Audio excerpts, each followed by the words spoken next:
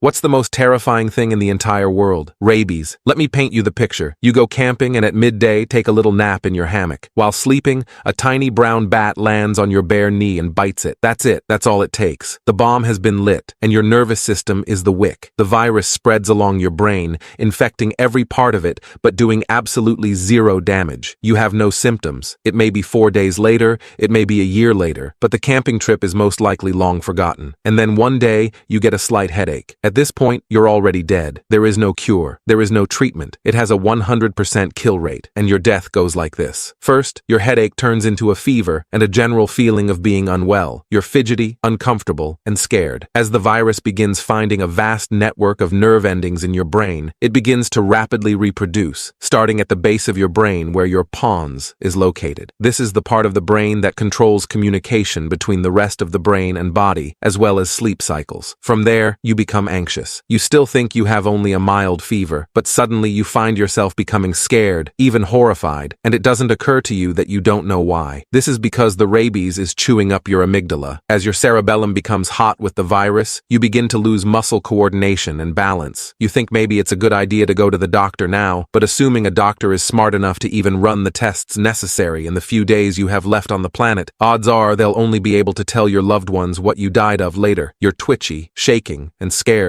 You have the normal fear of not knowing what's going on, but with the virus really messing with the amygdala, this is amplified 100-fold. It's around this time the hydrophobia starts. You're very thirsty, and you just want water, but you can't drink. Every time you do, your throat clamps shut, and you get sick. This has become a legitimate, active fear of water. You're thirsty, but looking at a glass of water begins to make you gag and shy back in fear. The contradiction is hard for your hot brain to see at this point. By now, the doctors will have to put you on IVs to keep you hydrated, but even that's futile. You begin hearing things, you taste sounds, you see smells. With your hippocampus long under attack, you're having trouble remembering things, especially family. You're alone, hallucinating, thirsty, confused, and absolutely terrified. Everything scares the crap out of you at this point. These strange people in lab coats, these strange people standing around your bed crying, who keep trying to get you to drink something and crying. And it's only been about a week since that little headache that you've completely forgotten. Time means nothing to you anymore. Funny enough, you now know how the bat felt when he bit you. Eventually, you slip into the dumb rabies phase. Your brain has started the process of shutting down. Too much of it has been turned to liquid virus. Your face droops. You drool. You're all but unaware of what's around you. A sudden noise or light might startle you, but for the most part, all you can do is just stare at the ground. You haven't really slept for about 72 hours. Then you die. Always, you die. You might have rabies right now too. You just don't know it yet.